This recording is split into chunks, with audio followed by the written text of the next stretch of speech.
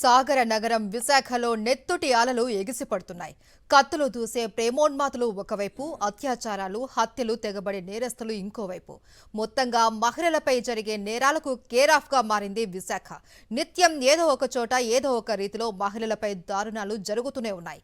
భర్త చనిపోయిన మహిళతో అనైతిక బంధం పెట్టుకున్న ఓ దుర్మార్గుడు చివరకు ఆమెను అంతం చేశాడు. విశాఖ భీమిలి పోలీస్ స్టేషన్ పరిధి డాకమర్రి శివారులో సగం కాలిన మహిళ మృతదేహం మిస్టరీ వీడింది. హత్యకు గురైన మహిళను వెంకటలక్ష్మిగా పోలీసులు గుర్తించారు. ఆమెను హత్య చేసింది శరాతి కాంతికుమార్గా గుర్తించారు. వివాహేతర బంధమే వెంకటలక్ష్మి హత్యకు కారణమని పోలీసులు తేల్చారు. 38 ఏళ్ల వెంకటలక్ష్మి భర్త చనిపోవడంతో 2 కుమారులతో కలిసి మారికవలసలోని రాజు గృహకల్పలో నివాసం ఉండేది.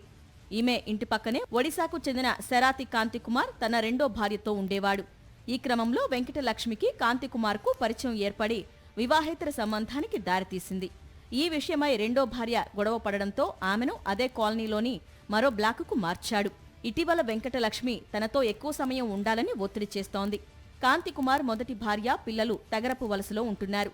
అప్పటికే 2 భార్యలతో గొడవలతో సతమతమవుతున్న కాంతికుమార్కు వెంకటలక్ష్మి నుంచి కూడా ఒత్తిళ్లు పెరగడంతో ఎలాగైనా ఆమెను వదిలించుకోవాలని భావించాడు. ఈ క్రమంలో ఈ నెల 1న రాత్రి 8 గంటల సమయంలో వెంకటలక్ష్మికి ఫోన్ చేసి సిటీలోకి వెళదామని చెప్పాడు.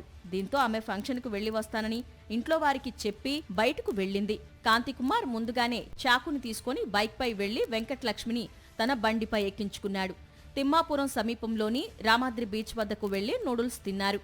అర్ధరాత్రి 1 గంట సమయంలో శారీరకంగా కలుద్దామని నమ్మించి వెంకటలక్ష్మిని ఫార్చ్యూన్ లేఅవుట్లోకి తీసుకెళ్లాడు. అక్కడకు వెళ్లాక చీకట్లో చాకుతో మృతురాలి మెడను కోసి హత్య చేశాడు. ఆ తర్వాత ఆమె మెడలోని ఆభరణాలు, చెవిదిద్దులను తీసుకుని బాటిల్తో తెచ్చిన పెట్రోల్ని పోసి నిప్పంటించి వెళ్లిపోయాడు. మరుసటి రోజు సగం కాలిన మహిళ మృతదేహం ఉన్నట్లు సమాచారం అందగానే పోలీసులు ఘటనా స్థలంలో ఆధారాలు సేకరించారు. మృతురాలి దుస్తులు, ఇతర వస్తువులు, ఆనవాళ్లను పోలీసులు సోషల్ మీడియా ద్వారా విడుదల చేయడంతో మృతురాలి ఆచూకీ లభ్యమైంది. మృతురాలి ఫోన్ కాల్ డేటా ఆధారంగా నిందితుడైన కాంతికుమార్ను అదుపులోకి తీసుకున్నారు.